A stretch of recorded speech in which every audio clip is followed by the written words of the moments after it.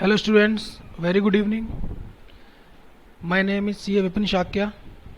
आज हम डिस्कस करने जा रहे हैं कॉर्पोरेट लॉ के provision for CA final level. आज हम डिस्कस करेंगे chapter directors, appointment and qualification of directors. Start करते हैं.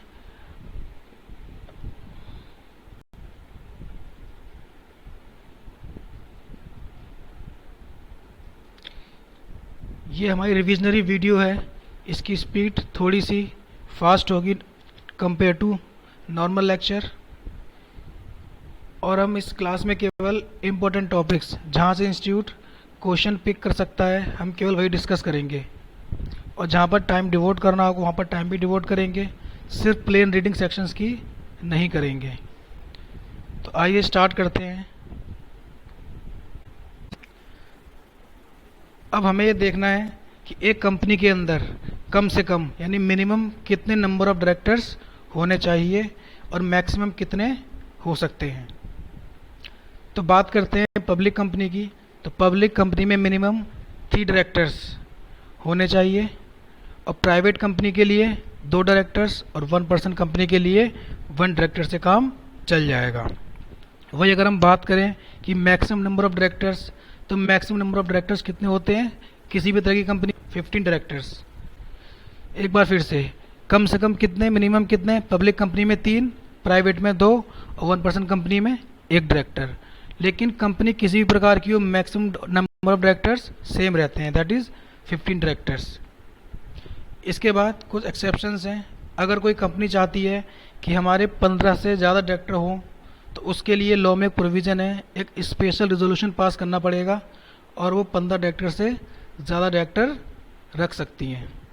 लेकिन स्पेशल रिजोल्यूशन पास करने के लिए यहाँ पर 2 एग्जम्पशन हैं.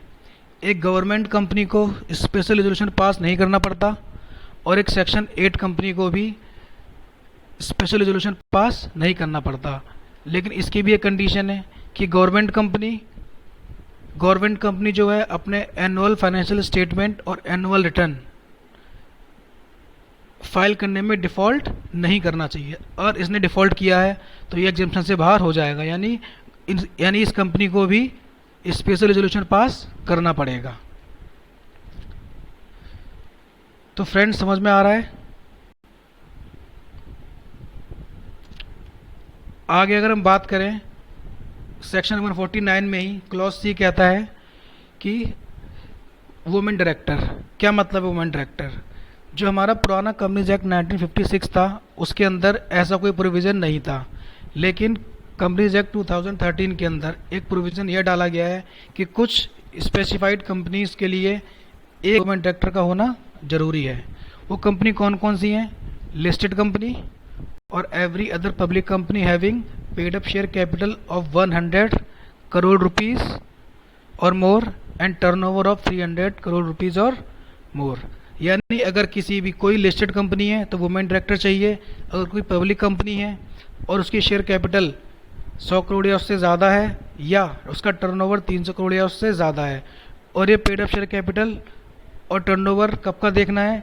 ये देखना है लेटेस्ट ऑडिटेड फाइनेंशियल स्टेटमेंट को हमें देखना है.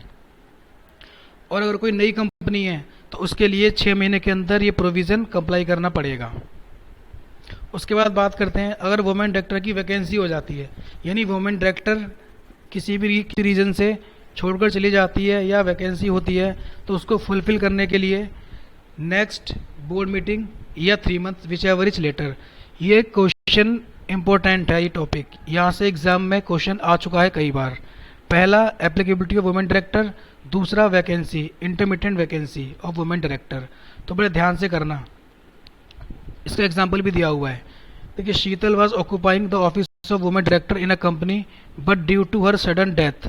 उसकी डेथ हो जाती है 17 मार्च 19 को, और intermediate vacancy so occurred was required to be field.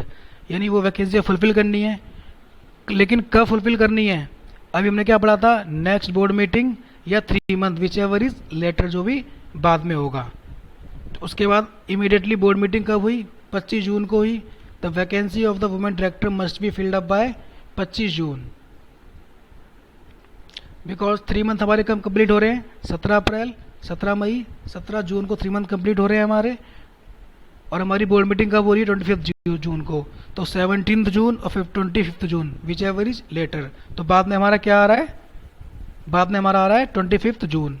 तो यानी जो वैकेंसी फुलफिल करनी है हमें वो 25 जून तक करनी है।